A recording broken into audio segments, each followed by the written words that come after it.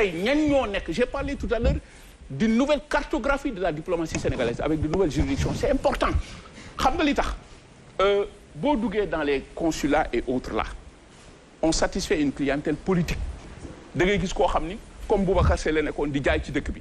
political diw mu ñëw nommé ko consul et vous avez là un problème de casting c'est un faux casting qui crée des problèmes parce que jël nga politicien boobu teg ko ci kaw le diplomate de carrière 98% des consuls et vice-consuls sont politiques il faut régler ce problème-là parce que kooku su ñëwee xam nga lu muy wut un gain politique waratu xoolatu la neen mais problème boobu la ñu am et c'est ça qui amène cette il faut corriger tout cela wax nga ko nag c'est là où je reviens jusque-là il y a eu que des promesses moi je suis diaspora bi laa def avec beaucoup de casquettes dans la diaspora kon tey man mënuma dox ci leneen parce que diaspora fayuma musuma neexal kenn yónniwu ma j'ai pris mes responsabilités teg sama bagage Sénégal gis nga lu ma jural emprisonnement et j'ai le courage de mes convictions dama wax ni su ma gisoon ci Bougane Gueye leneen du ma toog fii Bougane xam nga wax nga ko léegi j'ai maa yore woon ce qui est thématique migration maa ngi yéen a ci gisandoo tey mu ne vice-président c'est une consécration et une reconnaissance sociale bu ma defal man defal ko diaspora bi mooy lan je vous implique dans la gestion du pays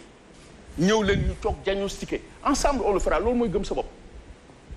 Paul Valéry dafa ni ku nekk am na loo xam chaque homme c'est une quantité prodigieuse de choses dont il ignore qu'il sait savoir tout ce que nous savons cette simple recherche et puis la amul xeeb kenn maintenant may ma tuuti rek ma eggali allez-y pour wax la ni ku nekk ci biir am nga rôle boo mën a jouer et c'est cette révolution épistémologique socio-culturelle qu'on crée pour nit ki gëm boppam xam ni mën na tabax réewam loolu la ñu woote une vision prospective toog teg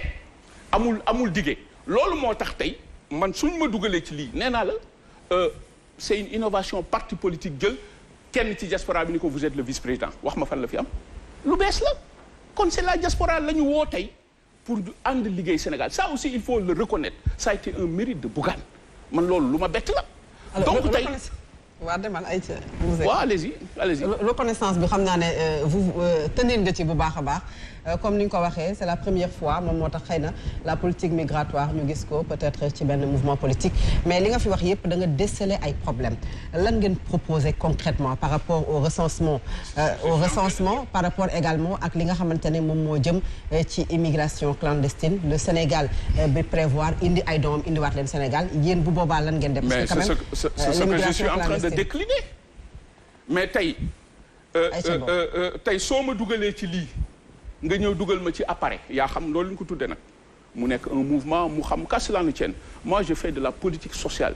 je fais de la politique de développement doxuma ci yeneen xam nga lan laa gëm Sénégal ak diaspora loolu laa gëm man dama bokk ci ñi gëm ni diaspora bi ñoo mën a liggéey Sénégal kon tey soo ma ci dugalee c'est une grande fierté mais tey mënuma ci dugg tant que dugguma ci appareil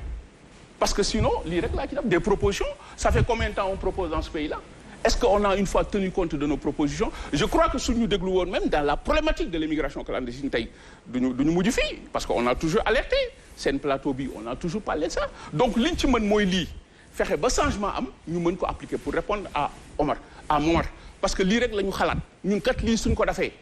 foog naa problème yi dina wàññeeku mais mënoo ko def tant que tu n'es pas dans l'appareil et gëm sa bopp n'est pas dans l'appareil d'État moi je ne suis pas dans l'appareil d'État mënuma lu dul des propositions lii rek laa ci mën je ne fais aucune promesse dama ni lii kat ragal naa ni suñ ko defee ñu àndandoo defandoo ko dans une vision prospective xëy na su erreur du am du bëri et c'est ce que je suis en train de faire gëm sa bopp et loolu moo tax Bougane woo ma parce que lan nga xalaat ci diaspora bi man sama xalaat doyul de déglul ma diw lu mu xalaat ci diaspora bi ñu xam seen problème saytu ko mën ko teg comme programme moi je pense qu'il y a pas plus noble que ça. Mais qu'est-ce que vous pensez aussi exactement parce que c'est l'histoire des diplomates. Diplomatie bi gars yi dañ koy jàng xam ko un diplomate en son temps il est respecté les gens ne le voient même pas da nga ko daan jàng xam ko si loolu lañu daan basé pour jël la mais qu'est-ce que lan ngeen prévoir pour def ko parce qu'il y a une politisation des ambassades et de nos consuls mais wax naa la ko parce que nee na est-ce que xam nga ne il y a des gens qui sont dans des cafétérias à Paris en New York ou ailleurs yoo xamante ne ils sont devenus ambassadeurs ou consuls xam nga loolu est-ce que xam nga loolu ah bon oui il y a ñeneen ñu xamante ni nag c'est des marchands ambulants qui sont là-bas. D'abord ñu ngi daan seen doole certes c'est bon. mais am na ñoo xamante ni c'est parce que ils sont dans une formation politique wala la formation politique au pouvoir ñu jël la sepp la xam ne yow mi yaa yor parti bi foofu ñu jël la jox far la. il y en a beaucoup qui sont là-bas. mais yooyu nag c'était problème yoo xamante ni ne Boubacar comment vous comptez régler ça. parce que c'est pas facile. mais wax naa la ko léegi bi mu waxee nee naa la 98% des consuls